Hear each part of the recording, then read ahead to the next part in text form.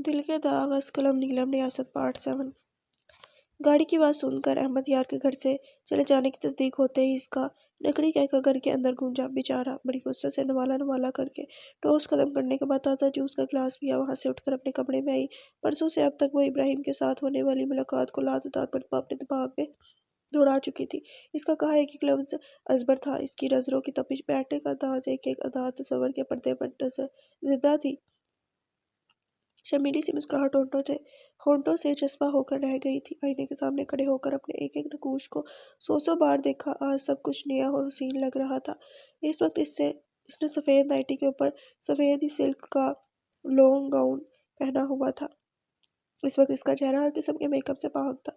Dressing से moisturiser cream उठाकर हाथों और चेहरे पर मसाज की, बालों में ब्रश चलाकर सेट किया। मुख्तलिफ पोज बना बनाकर खुद को देख देख कर ही महसूस हो रही थी।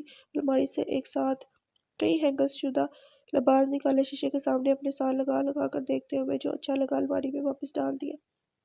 बाकी के बेड पर फेंकने के बाद मुलाजमा को आवाज़ दी। जब वो वहाँ आई तो इसको कहा, ये बेड वाले सारे कपड़े उठाकर ले जाओ, अपनी बेटी को दे देना। इतने कीमती और नफीस लिबास मुलाजमा को पहले भी मिलते रहे थे, मगर इतनी बड़ी तादाद में नहीं। इसकी बातें कानों तक खुल गई। वो तैयार होकर पहले ड्राइवर के साथ पॉलर गई, जहाँ कल की अपॉइंटमेंट ली हुई थी। नए सिरे से बाल डाई करवाने के बाद सेट करवाए, फेशियल और पेडिक्योर वगैरह करवाया। आधे से ज़्यादा दिन वहाँ गुजार कर अकेले ही बाहर दोपहर का खाना खाने एक रेस्टोरेंट का रुख किया। अब इब्राहिम साही न जाने अब पहले से वहाँ मौजूद था या इसका पीछा कर रहा था। वो आकर सहारा वाली मेज़ पर बैठ गया। मैं ये सब बर्दाश्त नहीं कर पा रहा हूँ, मुझे तुमसे मिलना है, चलो मेरे साथ किसी मौजूद जगह पर। क्या अपनी बीवी को छोड़ आए हो? ऐसे एकदम से इसको कैसे छोड़ सकता हूँ? कोई ठोस वजह भी तो हो। तुम्हें इसकी फिक्र करने की जरूरत यूं भी नहीं, क्योंकि अगर वो मेरे लिए अहम होती तो मैं तुम्हारे पीछे क्यों आता। मैं तुम्हारे पास आने की ही तैयारी में हूँ। आज मेरा शौहर मुल्क से बाहर जा रहा है, इसकी वापसी से पहले मैंने इसको छोड़ देना है। अब देर तो सिर्फ तुम्हारी जानिब से होनी है। जब तुम्हारी बीवी नफरत से तुम्हारे मुंह पर थूक कर चली जाए मुझे बता देना, मगर इससे पहले मुझसे मिलने से इज्तनाब करो। वो चोर नजरों से आसपास का जायजा भी ले रही थी। तुम्हारी बातें और शर्तें साबित करती हैं जितना मैं तुम्हारे कुर्ब के लिए मार रहा हूँ, तुम्हें इस चीज़ की परवाह नहीं है। मैं 12 साल से इस आग में जल रहा हूँ। अब आकर दरिया मेरे सामने आया है और तुम मुझे मजीद इंतजार को कह रही हो। ये मेरे साथ एक तरह से जुल्म है। जब मैं तुम्हारा हूँ, मेरा दिल तुम्हारा है, तो एक गैर अहम औरत मेरे नाम पे घर में पड़ी रहे, क्या फ़र्क पड़ेगा? आज के बाद ये बात मत कहना इब्राहिम, क्योंकि तुम्हें फ़र्क ना पड़ता हो, मुझे पड़ता है। मेरे अलावा कोई आँख तुम्हें क्यों देखे? मेरे दिल के सिवा तुम किसी और के दिल में क्यों धड़को? ये तो मोहब्बत की खुली तौहीन है। मेरा बनना है तो पूरे का पूरा मेरा रहना होगा। इसके लिए इस औरत का जाना ज़रूरी है, वरना जहाँ इतने साल मुझे भूल कर जिंदा रहे हो, अब भी इसी तरह रहो। जब मुमकिन नहीं है सारा, मैं तुम्हारे बगैर अब जिंदगी का तस्वर भी नहीं कर सकता। फिर फैसला कर लो इब्राहिम, तुम्हारे पास 2 दिन का मजीद वक्त है। खुदा हाफिज। इसके बाद अपने लिए पूरी की पूरी नई वार्डरोब खरीदी, नए बैग, जूते, हर चीज़ नई ली। जब घर वापस आई, गाजी स्कूल से आकर अकेला ही लॉन में बास्केटबॉल खेल रहा था। वो गाड़ी से निकली तो वो गेंद हाथ में लिए पसीने में शराबूद ही इसकी जानिब आ गया। मुलाजिम को इतने ढेर से बैग अंदर ले जाते देख कर पहला सवाल यही किया, मम्मी क्या आप भी हमारे साथ आज दुबई चल रही हैं? ओ गाजी, how are you so sweet boy. माँ ने इसकी मौजूदगी पर हैरान होते हुए इसके गाल पर हल्का सा हाथ लगाकर यूं अहवाल पूछा, जैसे किसी गैर के बच्चे को पूछते हैं। मैं ठीक हूँ मम्मी। तो क्या आप हमारे साथ आ रही हैं? लहजे में उम्मीद थी। डोंट बी सिली गाजी, तुम लोग तो फार्मूला 1 रेसें देखने जा रहे हो, जबकि मुझे ऐसी चीज़ों का कोई शौक नहीं है। पर अगर आप चलेंगी तो हम फार्मूला का प्रोग्राम कैंसिल करके कहीं और चले जाएंगे, जहाँ आपको अच्छा लगे। उफ गाजी, तुम सारे अपने बाप पर चले गए हो। क्या तुम लोगों को अगले बंदे की बॉडी लैंग्वेज भी पढ़नी नहीं आती? जब कोई इंसान बात को बढ़ा न रहा हो, आगे बढ़ने की कोशिश में हो, तो इसका मतलब होता है वो आदमी बात करने के मूड में नहीं है। पर तुम लोगों को बीमारी है, एवं बात को तवा तवालत देने के चक्कर में रहते हो। सच्ची बात है, कुछ लोग पढ़कर शहरों में हाई क्लास में मूव करने के बावजूद अंदर से वही पेंडू के पेंडू रहते हैं। गाजी का चेहरा हिद्दत से लाल सुर्ख हो गया, क्योंकि इसके सारे कज़न सिटिंग रूम की खिड़की में खड़े ना सिर्फ ये मंजर देख रहे थे, बल्कि मनोवान सुन भी रहे थे। गाजी गेंद हाथ से फेंक करके पिछले जानिब लॉन की तरफ भाग गया। नौशाबा सहारा को नफरत से घुरती हुई करीब आई। धीमी आवाज़ थी, मगर लहजा सख्त बेलचक। सुना था कि एक नस्ल सांपों की ऐसी भी है जो खुद अपने ही बच्चे کھا جاتی ہے۔ آج میں نے دیکھ بھی لی سارا جمال، تم دنیا کی بدصورت ترین عورت ہو۔ کاش تم میرے بھائی کی زندگی میں نہ آئی ہوتی، کاش میرے بھائی کی اولاد تمہاری کوکھ سے نہ نکلی ہوتی۔ میں تمہارے منہ نہیں لگنا چاہتی ہوں نوشابہ، ورنہ نوکروں سے کہہ کر ابھی کے ابھی اس گھر سے نکال باہر کروں۔ آ جاتی ہو اپنی منوس شکل اٹھا کر اپنے گھر، تمہارا دل کیوں نہیں لگتا؟ تم جیسی عقل کی اندھی عورت سے مجھے ایسے ہی تانوں کی امید تھی۔ آخر اندھے کی دھور مسجد تک ہی ہوتی ہے، مگر آج کے بعد میرے بیٹے سے اس طرح مخاطب ہوئی تو اچھا نہیں ہوگا سہرا، بالکل بھی اچھا نہیں ہوگا۔ ہم آج تمہاری عزت کر رہے ہیں، ہمیشہ ایسا نہیں ہونا۔ نوشیبہ ایک قہر زدہ نفرت بڑی نظر اس پر پھینک کر قاضی کے پیچھے چلے گی۔ سہرا پیر پٹکتی ہوئی اپنے کمرے کی طرف بڑھ گئی۔ شام کو اب بہن بھائی ڈنر پر اکٹھے تھے۔ قاضی نے نانا نانی کو خاص دعوت دے رکھی تھی۔ گھر سہرا کا تھا، انتظامات سارے احمد یار کی والدہ نے دیکھے، کھانا بھی انہی نے اپنی نگرانی میں بنوایا۔ جلال گیلانی اور سکینہ اپنی اتنے اعلیٰ ظرف لوگوں کی مروت کے سامنے ہار گئے تھے، جو ہر بات کو بلا کر ان کے ساتھ ایسے ہی ہنس بول رہے تھے جیسے بڑے قریبی بہن بھائیوں میں ہوتا ہے۔ حالانکہ ان کی اپنی بیٹی نے ایک دفعہ کمرے سے باہر نکلنا بھی گوارا نہ کیا۔ شرمندگی کے مارے سکینہ کی آنکھوں میں بار بار موتی چمکنے لگتے۔ احمد یار کی ماں نے ان کو سار لگا کر آنسو صاف کیے۔ بہن جی کیوں دکھ کرتی ہیں، نہ رویا کریں، اپنی ہی آنکھیں اندھی کرنی ہیں، اس کی تو بلا سے سارا دن روتی رہے۔ احمد یار اسپیئر چابی سے دروازہ کھولنے کے بعد اندر آیا تو وہ تیز میوزک لگا کر بیڈ پر بیٹھی فیشن میگزین کے ورقے پلٹ رہی تھی۔ احمد یار نے میوزک بند کر دیا، خود ایک کرسی کھینچ کر کمرے کے وسط میں بیٹھ گیا۔ آج بینک والوں کا فون آیا تھا، کریڈٹ کارڈ سے کافی بڑی پیمنٹ دی گئی ہے۔ ہاں میں نے اپنے لیے کچھ چیزیں خریدی ہیں۔ احمد یار نے سمجھنے والے انداز میں سر اس بات میں ہلایا، پھر گہرا سانس خارج کرتے ہوئے بولا، تم نے آج تک میرے بہن بھائی ماں باپ کی عزت کرنا بڑی دور کی بات، ان کے سلام کا جواب دینا بھی کبھی گوارا نہیں کیا۔ میں نے کبھی تم پر زور نہیں دیا، کیونکہ میں جانتا ہوں تو اپنے خود کے ماں باپ سے بھی اسی طرح پیش آتی ہو۔ جو انسان اپنے والدین تک کی عزت نہ کرتا ہو وہ کسی دوسرے کو کیا سمجھتا ہوگا۔ پر سہرا بیگم، یہ جو میرا بیٹا ہے نا، یہ بڑا حساس قسم کا انسان ہے، ہر بات کو نوٹ کرتا ہے، ہر چیز کی سمجھ رکھتا ہے، اور سب سے بڑی بات یہ ہے تم ادھر موجود ہو تو میرے بچوں کی وجہ سے۔ اتنے سالوں سے میں اس عذاب کو جھیل رہا ہوں تو صرف اور صرف اپنے بچوں کی وجہ سے۔ اپنے دل کو سمجھا لیا جاتا ہے، معصوم ذہنوں کو سمجھانا احساس دلوانا مشکل کام ہے، کیونکہ جو مرضی ہو ماں تو ہونی چاہیے، چاہے نام کی کیوں نہ ہو۔ میں نہیں چاہتا کہ کل کو تمہاری اولاد تمہارے نام سے بھی نفرت کرے۔ تم کیوں میرے اتنے سگے بنتے ہو، اور میری جوتی کو بھی پرواہ نہیں ہے؟ کیا کر لیں گے؟ زیادہ سے زیادہ نفرت کریں گے نا، مجھ سے کر لینے دو، کیا فرق پڑے گا؟ مجھے بھی اپنے ماں باپ سے نفرت ہے، کیا انہیں آج تک کوئی فرق پڑا؟ نہیں نا، مجھے بھی نہیں پڑے گا۔ اب پلیز جاؤ یہاں سے۔ احمد یار اگر جلد غصے میں آنے والا مرد ہوتا تو یہ بیل کب کا پار لگ چکا ہوتا۔ ابھی بھی اس کا ذہن اس کمرے میں نہیں بلکہ کہیں اور تھا، اس لیے وہ اس کو وہیں چھوڑ کر باہر آ گیا۔ سالے شفٹ ختم ہونے پر اپنا سامان دراز میں ڈال کر تالا لگایا، چادر اوڑھی، صفائی والے عملے کو ضروری ہدایات دیتی ہوئی جو ہی باہر آئی، اس کو سامنے موجود پایا۔ باہر سیڑھیوں میں بیٹھا آنے جانے والوں کو دیکھ رہا تھا۔ حلیہ صبح والا ہی تھا، رتیب بھر تبدیلی واقع نہیں ہوئی تھی۔ سالے پر نظر پڑتے ہی سلامی بیچتے ہوئے اٹھ کھڑا ہوا۔ السلام علیکم، تم تو بہت دیر لگاتا ہے، ہمارا گل بدن تو بھوکا مر جاتا، پر شکر ہے ہم گھر جا کر اس کو کھانا پانی دے آیا ہے، اب کوئی فکر نہیں ہے۔ کب سے ادھر بیٹھے ہوئے ہو؟ ہم 4 بجے سے بیٹھی ہے، کل پورے 6 بجے آنا، اس سے پہلے نہیں آنا۔ اوئے ہوئے، تم اتنا دیر تک گھر سے باہر رہے گا؟ تمہارا ابا تم کو مارتا نہیں ہے؟ 6 بجے کوئی دیر نہیں ہے، ابھی تو کوئی اللہ معافی سیریس کیس نہیں آیا داخل کرنے والا، ورنہ ہو سکتا ہے رات رکنا پڑ جائے۔ اور نہیں، میرا ابا نہیں مارتا کیونکہ وہ زندہ نہیں ہے۔ ہوئے ہوئے، اس کو کیا ہو گیا؟ کم بڑا تھا؟ بہت سال ہو گئے ہیں، تب میں بہت چھوٹی تھی۔ اور تمہارا ماس مطبل اماں، وہ کدھر ہے؟ وہ ابا سے پہلے گئی تھی، وہ دونوں صرف مجھے دنیا میں لا کر پھینکنے کے لیے ہی آئے تھے۔ جب میں پیدا ہو گئی باری باری بہانے بنا کر چلے گئے۔ اوئی، اماں بھی نہیں ہے تو تم رہتا کس کے ساتھ ہے؟ اکیلی رہتی ہوں۔ تم تو بڑا بہادر لڑکی ہے، کیا تم کو گلیل چلانا آتی ہے؟ نہ، کبھی نہیں چلائی۔ کیا تمہیں آتی ہے؟ اوئے لاکا، ہم کو باتوں میں لگا کر کدھر کو جا رہا ہے؟ تمہارا گھر ادھر کو ہے، ادھر آگے نہیں جانے کا، مجھے علم ہے گھر ادھر کو ہے۔ میں ادھر کسی سے ملنے جا رہی ہوں، آنا ہے تو چپ کر کے آؤ ورنہ واپس جاؤ۔ شیربک نے اس کو مشکوک نظروں سے دیکھا۔ تمہارا میں پھر کوئی جن ون تو نہیں آ گیا؟ ہاں ایسا ہی سمجھ لو، دعا کرو آج وہ بس آخری دفعہ ہی صحیح ادھر موجود ہو۔ مجھے اس سے بڑا ضروری سوال پوچھنا ہے۔ کس سے پوچھنا ہے؟ جن سے؟ پر ہمارے گاؤں میں تو کہیں کوئی جن کا سایہ نہیں ہے، بس ایک لڑکی پر آیا تھا۔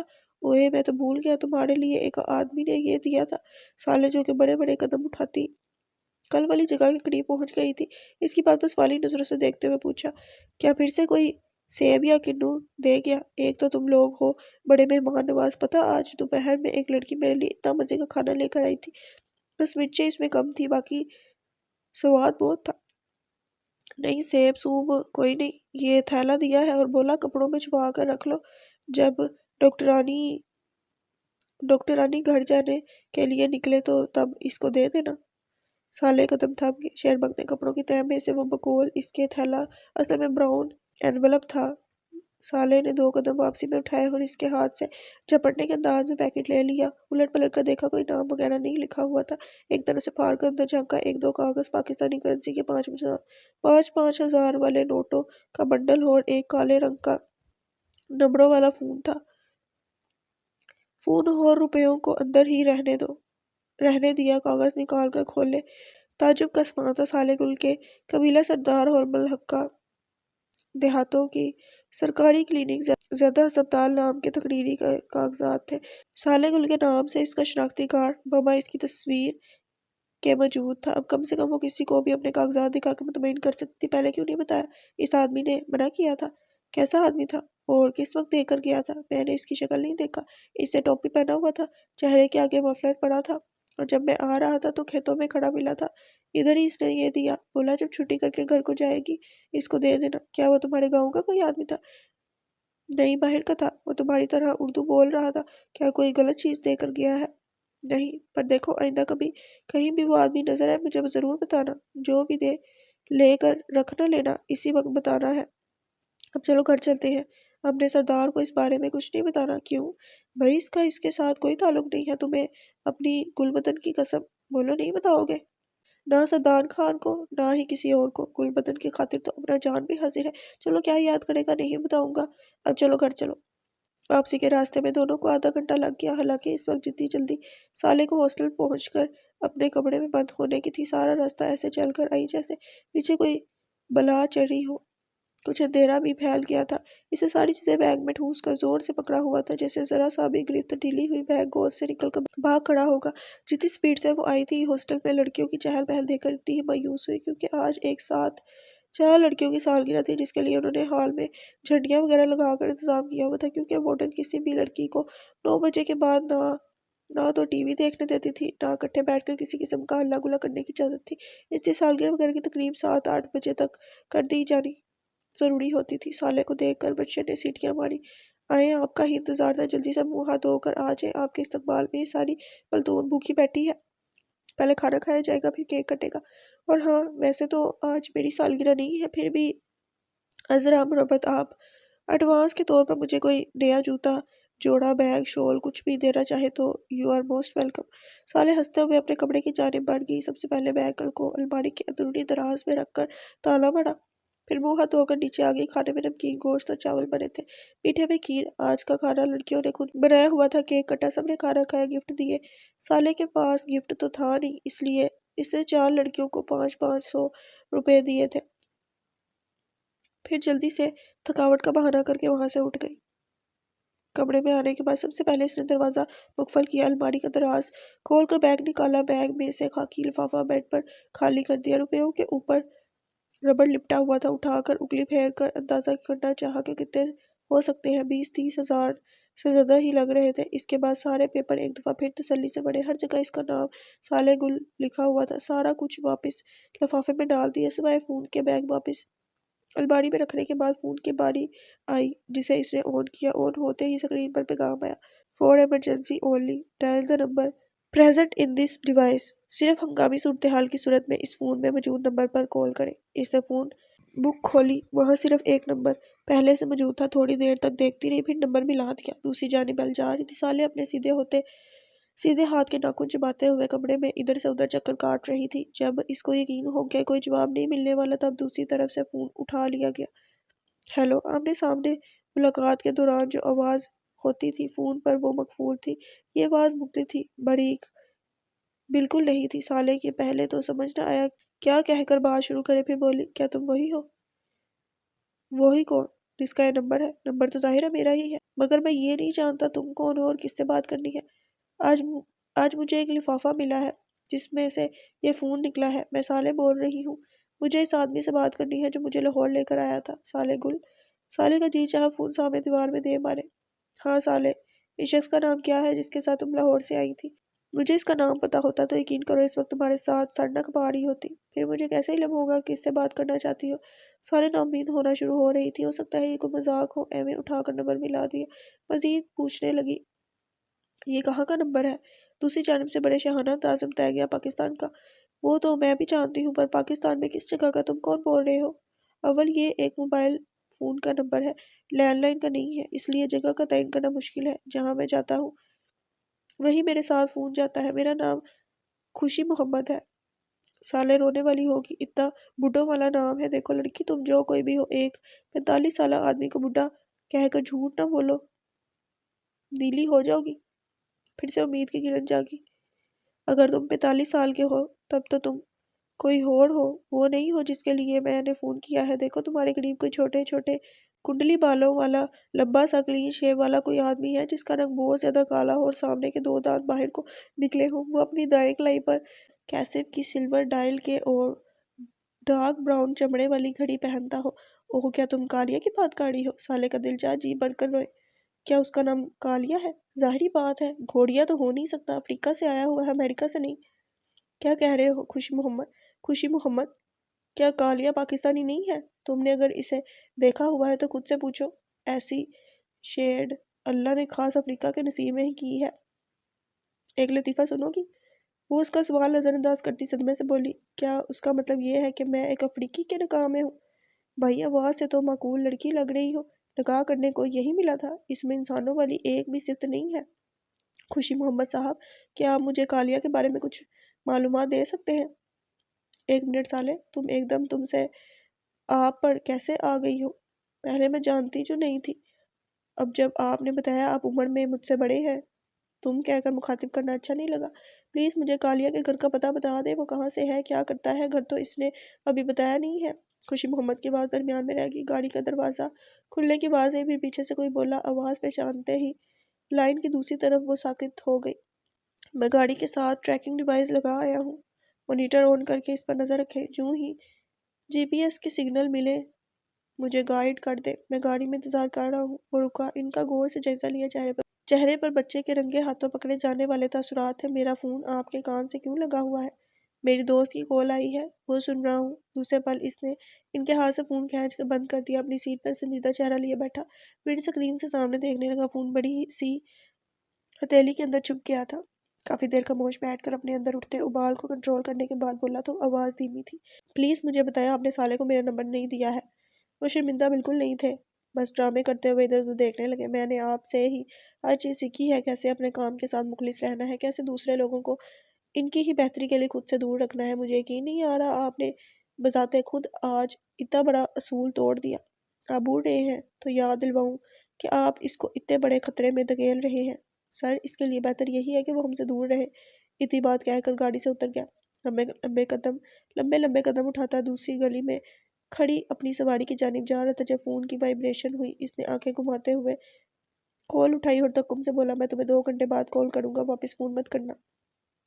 فون بند کر کے اپنی جیب میں ڈالا۔ ارد گرد زندگی پورے زور سے رواں دواں تھی، گاڑیوں، رشکوں، موٹر سائیکلوں کے ہارن، لوگوں کی آوازیں، آتے جاتے لوگ، کھانے پینے کی دکانوں کے باہر رش۔ وہ ایک مصروف چوراہے کا سین تھا جس میں ایک 60 سالہ آدمی اپنی لمبی کالی اور سفید داڑھی، کھلے تڑیزوں والے کرتے کے ساتھ، ٹخنوں سے اوپر اٹھتی شلوار اور پیروں میں مشواڑی چپل پہنے، سر پر سفید ٹوپی، کاندھے پر سفید ململ کا کپڑا ڈالے، ڈرائی فروٹ والے سٹول سے 2 کلو مونگ پھلی کے ساتھ آدھا کلو پستہ خرید کر اندر گلی میں کھڑی اپنی کالے رنگ کی 4 ویلر جیپ لاڈیڈو میں بیٹھ کر وہاں سے روانہ ہو گیا۔ اس جگہ پر کھڑے ہونے کا اب چونکہ کوئی فائدہ نہیں تھا، جس کام کے لیے رکا تھا وہ کر لیا گیا تھا، اس لیے پہلے اس نے گاڑی یوں ہی گلیوں میں ادھر ادھر گھمائی، صرف یہ دیکھنے کے لیے آیا کوئی شک میں آ کر پیچھا تو نہیں کاٹا۔ جب اکیلے پن کا احساس ہوا تو گاڑی ایک پارکنگ الاٹ میں روک دی۔ اب اس کو سگنل ملنے پر ایکشن لینا تھا۔ گاڑی کا انجن بند کر کے اس نے اپنے ہولسٹر میں پڑے ویلسن 19 کو ہاتھ لگا کر اس کی موجودگی کی تصدیق کی۔ دماغ کو دوسری جانب سے ملنے والے سگنل کا انتظار تو تھا ہی، مگر ایک کونے میں صالح بھی بیٹھی ہوئی تھی۔ اندرونی جیب میں رکھا فون خاموش ہونے کے باوجود توجہ کھینچ رہا تھا۔ وہ اس وقت یہ چاہتا تھا صالح دماغ سے نکل جائے، اپنا فون ضائع کر دے، مزید منصوبہ بناتا مگر دوسری جانب سے ٹیکسٹ میسج آ گیا، ٹارگٹ آن موو۔ اس نے 11 انچ کے ٹیب پر ٹائپنگ شروع کی، ڈائریکشن آف دا موومنٹ۔ ساتھ ہی دوسری جانب سے 4 لائنوں کا میسج آیا جس میں مختلف سڑکوں کے نام درج تھے جہاں سے وہ گاڑی گزر رہی تھی جس کا پیچھا کیا جا رہا تھا۔ اس نے ٹیب گود میں ڈالا اور انجن کی چابی گھمائی۔ گاڑی میں زندگی کی لہر دوڑتے ہی اس نے گاڑی پارکنگ لاٹ سے نکال لی۔ نارمل سی سپیڈ کے ساتھ مطلوبہ سمت کی جانب بڑھنے لگا کیونکہ اس کو ٹارگٹ کی آخری مقام چاہیے تھا۔ 10 منٹ بعد ٹیب کی سکرین روشن ہوئی۔ ٹارگٹ سٹاپڈ۔ آگے راولپنڈی کے ایک پوش علاقے میں موجود بنگلے کا ایڈریس تھا۔ وہ اس جگہ کو جانتا تھا۔ گاڑی کا گیئر بدل کر سپیڈ بڑھا دی۔ بنگلے کے قریب پہنچ کر پہلے ایک سارا راؤنڈ چکر لگایا، پھر گاڑی کچھ بلاک ہٹ کر روک دی۔ 2 منٹ بعد جب وہ گاڑی سے نکلا، کالے لباس میں رات کا حصہ معلوم ہو رہا تھا۔ آدھے گھنٹے کے اندر اپنے کام کا پہلا حصہ مکمل کر کے واپس گاڑی میں آ گیا۔ اپنے ٹیب کی سکرین کا سیکیورٹی لاک کھول کر جلدی سے اسے کنیکٹ کیا۔ اب اس کے پاس 3 مختلف کیمروں سے ملنے والی ویڈیو براہ راست نظر آ رہی تھی۔ پہلے کیمرے سے گیراج میں کھڑی 3 گاڑیاں، گارڈ اور آتے جاتے نوکر نظر آ رہے تھے۔ اس کا مین فوکس لال رنگ کی ہونڈا سٹی تھی۔ دوسرا کیمرہ بنگلے کے عقب کا سارا منظر تھا جہاں 4 سیکیورٹی کے آدمی بم اسلحہ اور ڈیوٹی تھے۔ اگلے حصے کی جانب 3 اسلحہ بردار موجود تھے۔ تیسرے کیمرے میں گھر کے اندر کا منظر دور سے دیکھا جا سکتا تھا۔ اس نے اس کیمرے کو مزید زوم ان کیا۔ اب سٹنگ روم میں ہونے والی پارٹی کا منظر تھوڑا واضح دکھائی دے رہا تھا۔ اس کی اپنی گاڑی کے شیشے کالے تھے۔ اب اس کو ایک دفعہ پھر یہاں بیٹھ کر انتظار کرنا تھا۔ تیسرا کیمرہ اس کے مطلوبہ بندے پر فوکس تھا۔ اپنی سیٹ کو پیچھے کی جانب گرایا، ریلیکس ہو کر بیٹھ گیا، جیب سے فون برآمد کر کے نمبر ملایا۔ دوسری جانب صالح جو کہ تب سے فون ہاتھ میں لیے بیٹھی تھی، بیل پر ہڑبڑا اٹھی، چھوٹتے ساتھ بولی، مجھے امید نہیں تھی تم واپس فون کرو گے۔ پھر بھی تم انتظار میں بیٹھی تھی۔ بالکل بھی نہیں، میں تو سو رہی تھی۔ بڑی بات ہے، نیند میں ہونے کے باوجود اسی بیل پر کال اٹھا لی۔ جاگتے میں تو کالر کے فون کرنے سے پہلے ہی اٹھا لیتی ہوگی۔ چوڑی پکڑی جانے پر صالح نے الٹا حملہ کر دیا، کالیا میں تم سے ایک بات پوچھوں گی، انکار مت کرنا، سچ بتانا۔ کالیا خاموش ہو گیا، پھر بولا، میں تمہیں صرف اتنا سچ بتانے کو بند ہوں جس کا تعلق تمہاری ذات سے ہوگا، باقی کا سچ جاننے کا تم تجسس نہ ہی پالو تو بہتر ہوگا۔ کیا تم نے میرے منگیتر کو قتل کیا ہے؟ اس کی نظریں کمرے کے وسط میں ناشتے آدمی پر جمی ہوئی تھی، دانت ایک دوسرے پر سختی سے جمے ہوئے تھے۔ اگر وہ تمہارا منگیتر تھا تو تم اس کو چھوڑ کر فرار کیوں ہوئی تھی؟ کالیا یہ میرا سوال کا جواب نہیں ہے، سچ اگر تم نہ بھی بتاؤ، پر اتنا تو میں سمجھ چکی ہوں، تم ایک اچھے آدمی نہیں ہو۔ راحیل کو تم نے ہی مارا ہے، ابھی خوشی محمد کو جو تم نے بتایا، جی پی ایس وغیرہ، میرا شک یقین میں بدل گیا ہے۔ ایک عام سا الیکٹریشین اپنی بیوی سے یوں منہ چھپا کر کیوں ملے گا؟ کہیں بھی چھوڑ کر غائب کیوں ہو جائے گا؟ پلیز بتا دو کہ تم کیا کرتے ہو، اگر برداشت کر سکتی ہو تو سن لو، میں بندے مارتا ہوں، اینڈ دونوں آنکھوں کے درمیان گولی مارتا ہوں۔ راحیل کو بھی میں نے ہی مارا ہے، میرا بڑا پرانا دشمن تھا ہے۔ دیکھو صالح، تمہاری پہلی زندگی کے لمحے سے میں واقف ہوں۔ تم نے کس اسکول سے میٹرک کیا، کس کالج سے ایف ایس سی کی، کس میڈیکل کالج سے ڈاکٹری کی، تمہاری کتنی لڑکیوں سے دوستی تھی، ان میں سے ایک ایس ایس پی کی بیٹی تھی، ایک کے پاؤں میں پولیو تھا، تمہیں کس دن کون سا ڈرائیور چھوڑنے جاتا تھا، تمہاری چچی نے ساری زندگی تمہیں تمہاری ماں کے حوالے سے ٹارچر کرنے کا کوئی موقع نہیں جانے دیا تھا، تم راحیل سے کس قدر نفرت کرتی تھی۔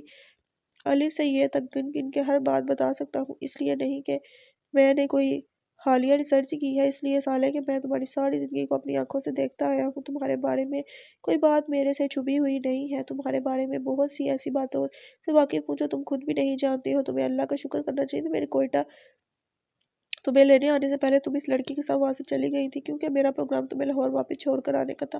اگر ایسا ہو جاتا تو تم نے بھی اس وقت راحیل کے پاس موجود ہونا تھا۔ سمجھ رہی ہو نا میں کیا کہہ رہا ہوں؟ وہ لوگ کل بھی تم سے بھاگتے تھے، آج تو تم پر ان کا اکلوتا بیٹا مارنے کا الزام آ رہا ہے۔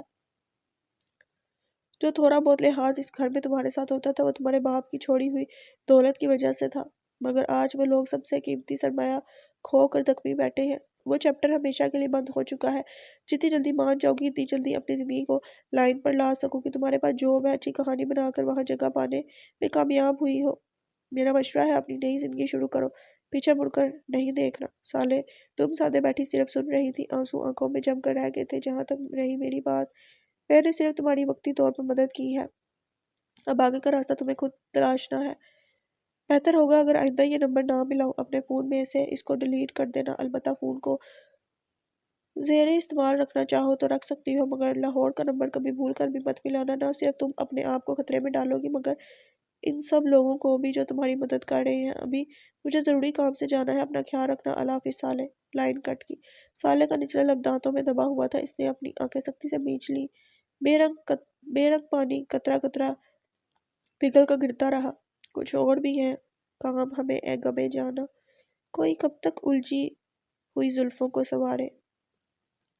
1:45 وہ اپنی گاڑی سے نکلا تو ہوسٹر میں اس کا ویلسن 1911 اور بینالی M1 کا کندھے پر پیچھے کی جانب لٹکی تھی۔ ویسٹ بینڈ کے ساتھ رسی کا گچھا بندھا تھا، ٹانگ کے ساتھ خنجر لگا تھا، بیگ پیک میں ٹیب موجود تھا جو کہ خاص مقصد کے لیے تھا۔ وہ اپنی پوری تسلی کر چکا تھا، گھر کے اندر کل 11 آدمی اسلحہ بردار تھے۔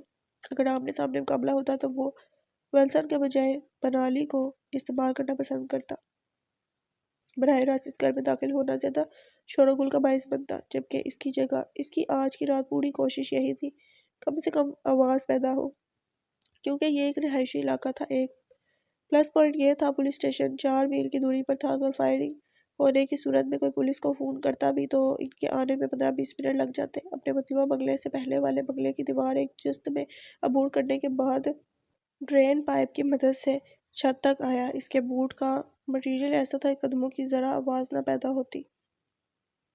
دوسری چھت پر رسی پھینک کر لائن بنانے کے بعد ہک لگا کر سلائیڈ کرتا ہوا بنگلے کی چھت پر پہنچ گیا۔ اس عمل میں 3.5 منٹ لگے تھے۔ جس کمرے میں وہ آدمی موجود تھے وہ کمرہ دوسری منزل پر تھا۔ منڈیر کے ساتھ مضبوطی سے رسی باندھ کر اس کے ذریعے سر نیچے اور پاؤں اوپر کی جانب کر کے الٹا نیچے کھڑکی کی جانب لٹک کر جب کھڑکی کے قریب آیا تو وہ تھوڑی سی کھلی ملی۔ تھوڑی سی اور کھولنے کے بعد اس نے اپنی ٹانگوں کی گرفت رسی پر ڈھیلی کی اور گھوم کر کھڑکی کے اندر کود گیا۔ پیروں کے نیچے کلین ہونے کی وجہ سے آواز پیدا نہ ہو سکی۔ اس نے سب سے پہلے کھڑکی بند کر کے پردے برابر کیے، پھر بیڈ پر لیٹے دونوں افراد میں سے ایک کا چہرہ غور سے دیکھنے کے بعد جیب میں سے ٹیپ نکال کر اس آدمی کے منہ پر لگائی، پھر دونوں ہاتھ کمر کے پیچھے باندھ کر ان پر ٹیپ لپیٹی۔ اسی طرح پاؤں بھی باندھنے کے بعد اس کو ہیڈ بورڈ کے ساتھ سیدھا کر کے بٹھا دیا، جس کو احتجاج کرنے کا 1 سیکنڈ بھی نہ ملا۔ اب آنکھیں پھاڑ کر سامنے نظر آنے والے نقاب پوش کو دیکھ رہا تھا۔ منہ سے گھٹی گھٹی آوازیں نکل رہی تھی۔ اس دوران ساتھ سوئی برہنہ عورت اٹھ کر شور مچانے کی فل پروگرام میں تھی۔ جب اس نے ویلسن نکال کر اس پر تانے کے بعد اپنے ہونٹوں پر انگلی رکھ کر خاموش رہنے کی تاکید کی، اپنے کپڑے پہنو اور چپ چاپ ادھر اس آدمی کے ساتھ بیڈ پر بیٹھ جاؤ۔ اگر شور کر کے کسی کو متوجہ کرنے کی کوشش کرو اس صورت اپنی ہی جان سے جاؤ گی۔ وہ لڑکی کانپتی ہوئی ٹانگوں سے جلدی جلدی اپنے کپڑے پہننے کے بعد بیڈ پر بیٹھ گئی۔ اس نے بیگ پیک میں سے ٹیب نکال کر ایک ویڈیو کال ملائی اور کرسی کھینچ کر بیڈ کے سامنے پر تھوڑا ہٹ کر بیٹھنے سے پہلے کمرے کی مین لائٹ جلا دی۔ بیگ میں سے ایک لوہے کی چھڑی نکال کر کھولی جو ایک سٹینڈ کی شکل اختیار کر گئی۔ اس پر ٹیب اس طرح سے لگایا کہ اس کا منہ بیڈ کی جانب تھا۔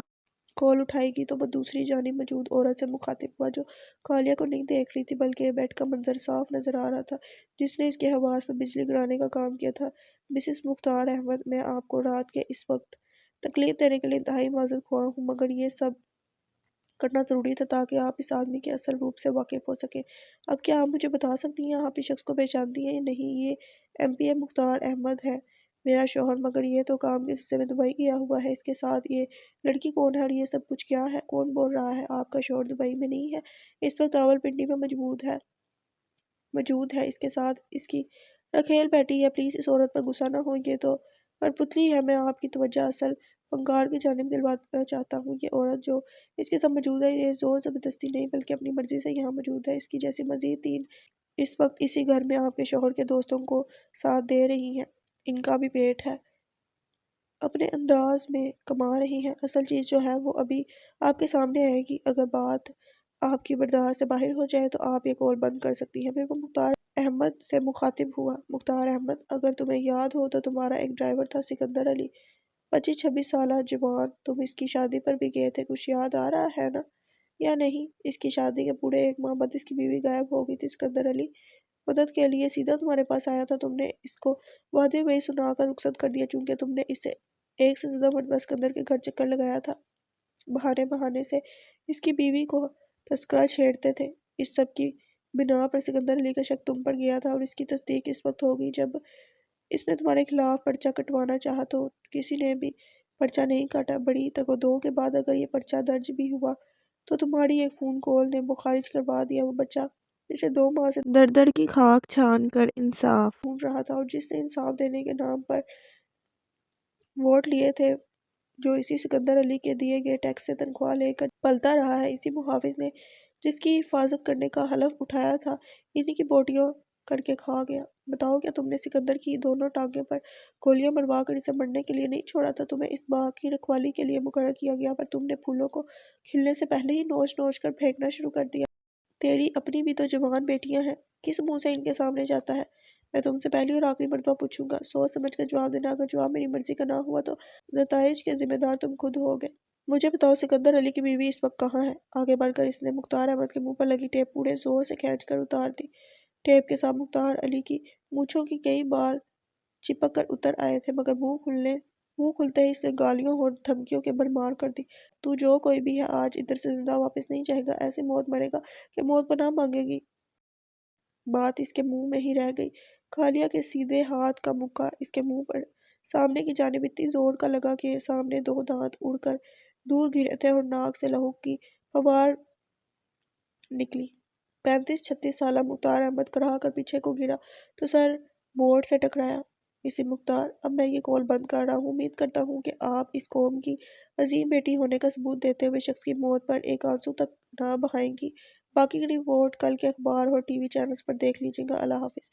اس نے ٹیپ واپس بیگ میں ڈالی اور مختار احمد کی طرف آیا، جو ایک طرف کو لڑک کر کرا رہا تھا۔ یہ میرا ملک ہے، میرا غریب روٹی کے لیے مر رہا ہے، اور تمہارے ساتھ 3 سیکیورٹی کی گاڑیاں ہوتی ہیں، 10 بندے تمہارے آگے پیچھے اسلحہ لے کر پھرتے ہیں۔ آج اس سب کی موجودگی میں تجھے ماروں گا۔ تیرے پالے ہوئے میں سے کوئی ایک بھی تجھے بچانے والا نہیں ہے، اس لیے اب کے جواب میں سچ بولنا۔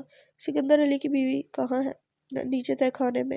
ایک مکے نے ہی اس کا کام کر دیا ہوا تھا۔ کالیا نے اس کو کھینچ کر بیڈ سے اتار کر کھڑا کیا، صوفے پر پڑا تولیہ اس کی جانب اچھالا۔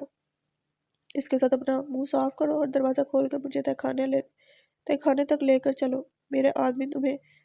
ایک دفعہ پھر اس کی بات منہ میں رہ گئی۔ کالے نے اس کے کندھے کے درمیان ایسی ضرب ماری، کرک کی آواز کے ساتھ مختار احمد تڑپنے لگا، زمین پر گرا۔ کالیا نے پھر سے اٹھا کر کھڑا کر دیا، آگے بڑھ کر دروازہ کھولا، ایک نظر کمرے میں موجود لڑکی پر ڈالی اور بولا، اگلے آدھے گھنٹے کے اندر یہاں سے نکل جاؤ، پولیس کی ریڈ ہونی ہے۔ مختار احمد تہہ خانے کے راستے میں کراہتا ہی گیا تھا، پر نہ تو کسی کمرے کا دروازہ کھلا، نہ ہی کوئی گارڈ ادھر کو آیا۔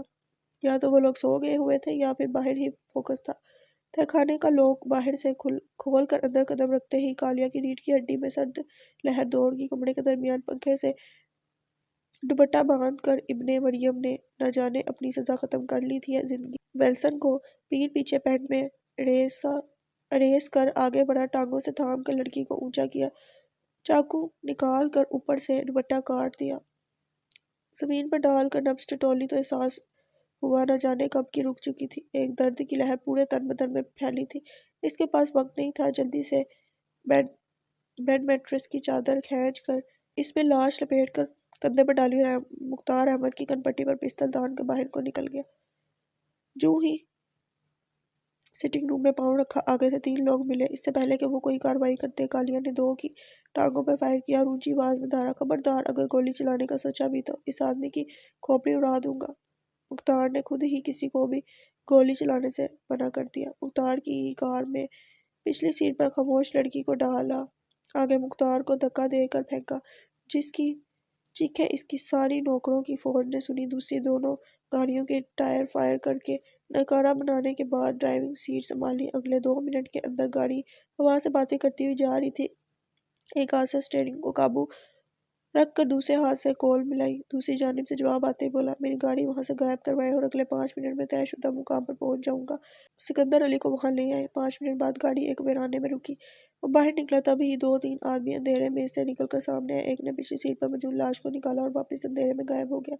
کالیہ نے مختار احمد کی جانب کا دروازہ کھولا جہاں وہ شلوار اور بنیان میں بے حال سا بیٹھا کرا رہا تھا۔ اس سے اپنی گردن اوپر نہیں اٹھائی جا رہی تھی مگر موت کو بالکل سامنے دیکھ کر منمنانے لگا۔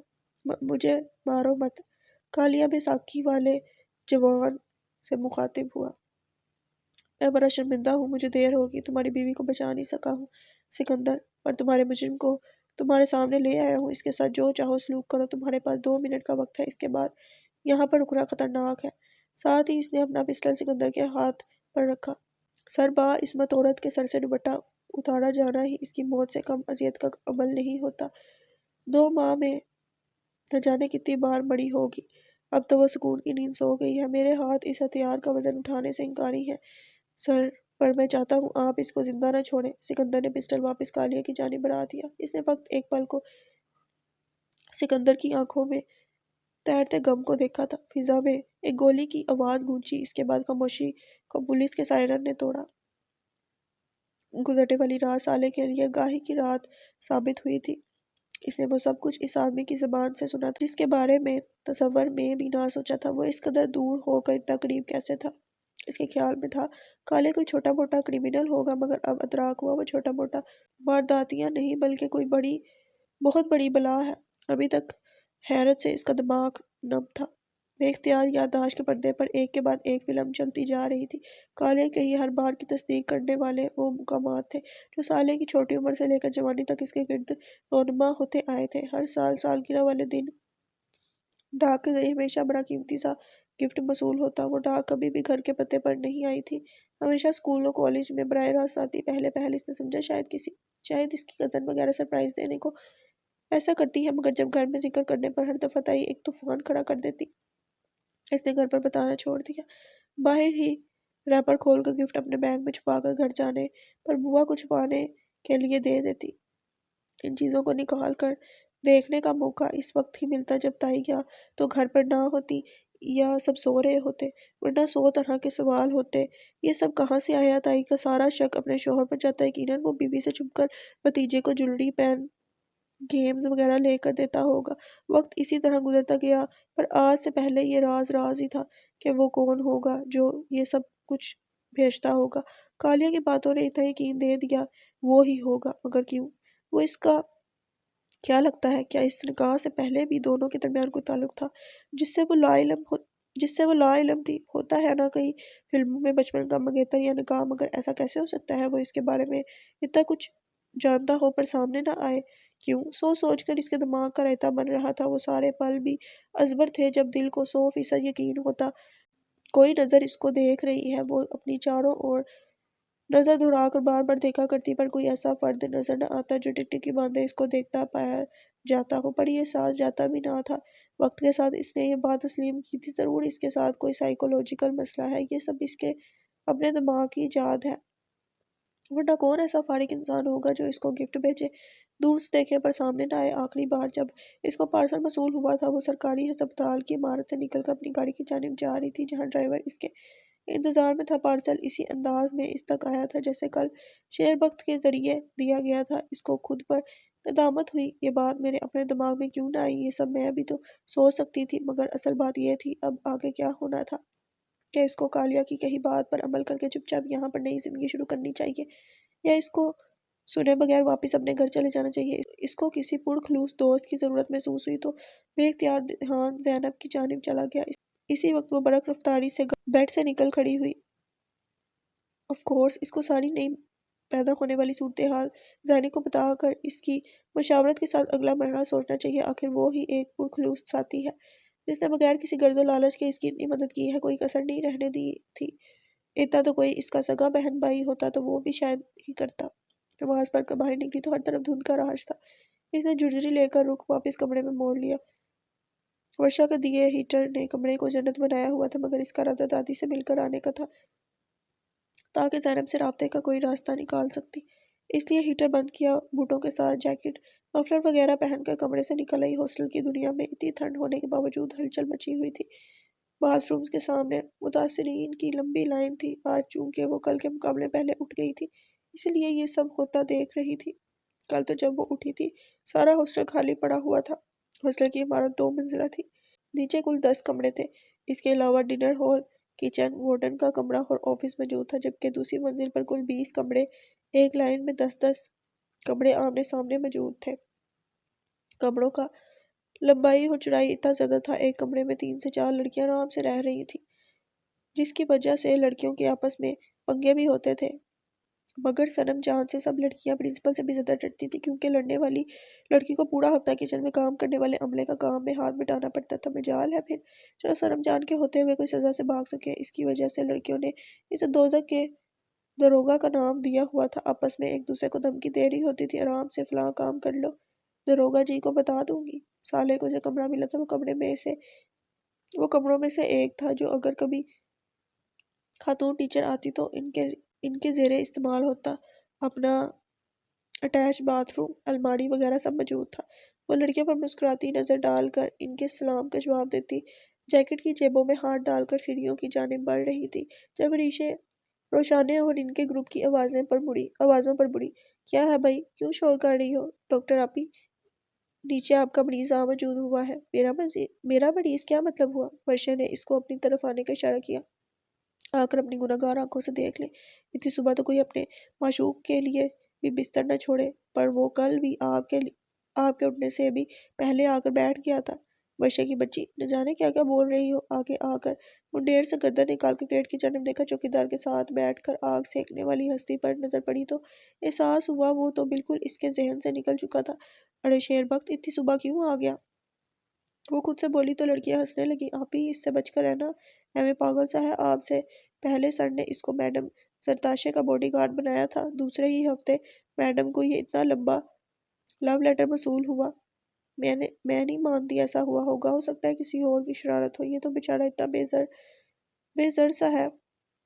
اور میڈم زرتاشے کون ہے نہیں آپی، وہ تھی ادھر ٹیچنگ کے لیے آئی تھی، پھر شادی کے بعد انہوں نے یہ جاب چھوڑ دی تھی۔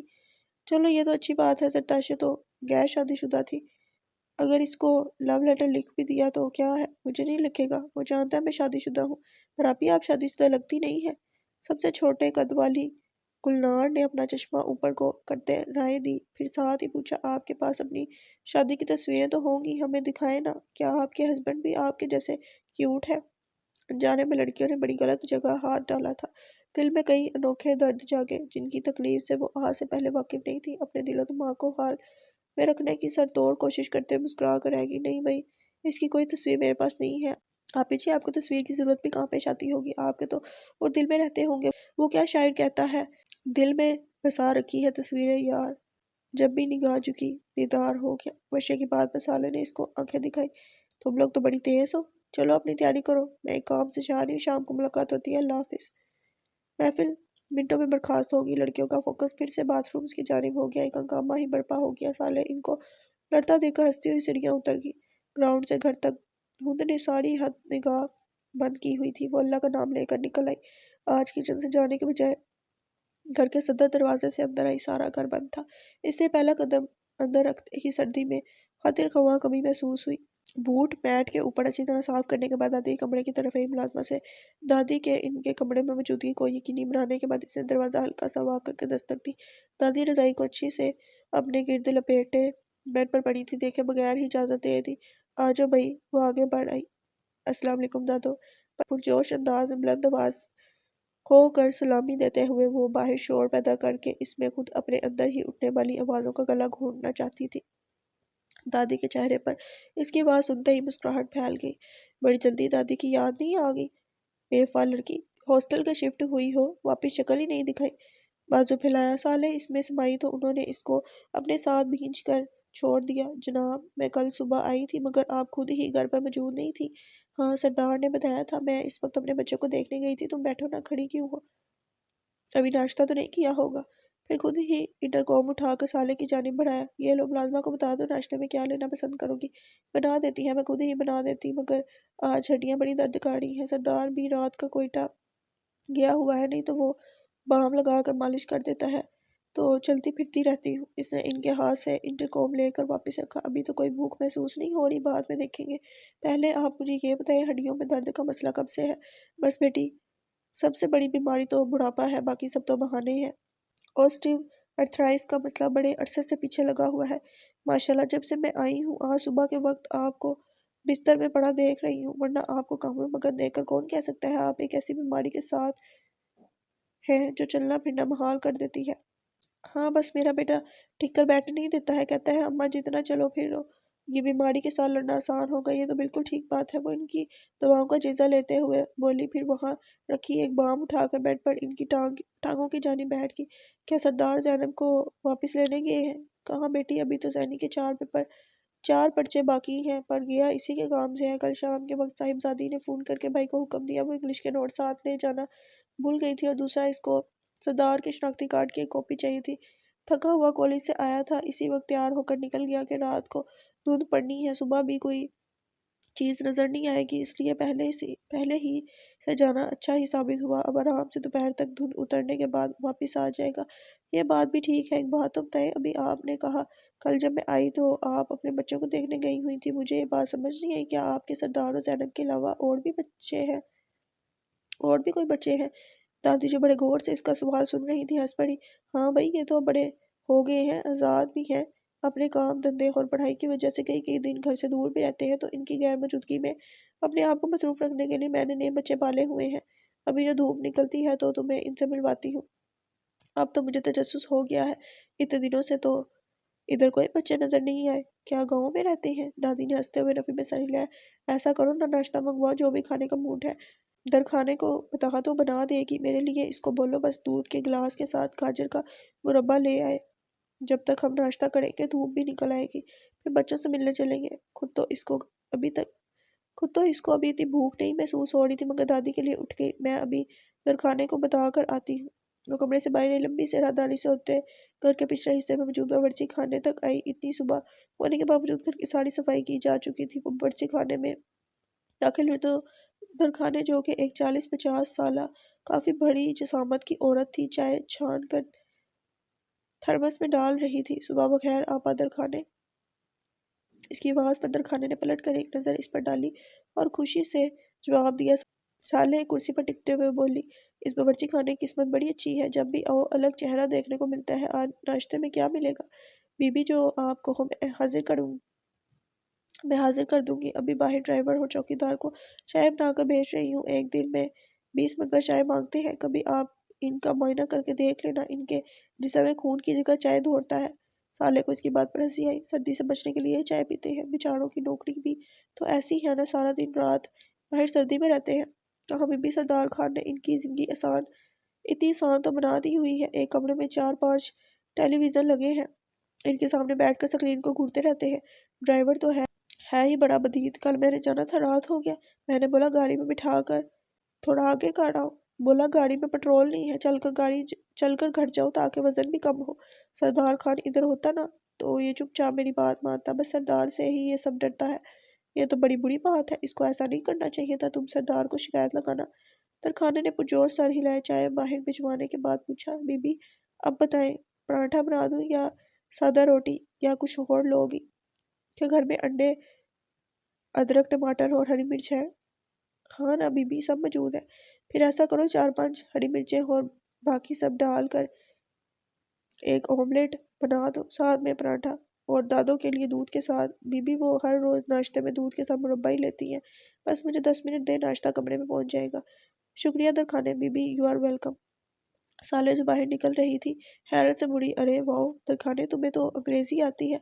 दरखाने शर्माते हुए बोली, बीबी जैनी बीबी ने मुझे अंग्रेज़ी के चंद लफ्ज़ सिखाए हैं, जैसे जब कोई शुक्रिया बोले तो कहना यू आर वेलकम, जब कोई कहे खाना बहुत अच्छा बना है तब कहना थैंक यू, और जब कोई बोले दरखाने तुम बहुत खूबसूरत हो तब उसको कहना है यू शट अप, जब कोई ये कहे दरखाने आई लव यू उसको कहना है गो टू हेल। साले हंसती चलेगी ये जैनी मीना।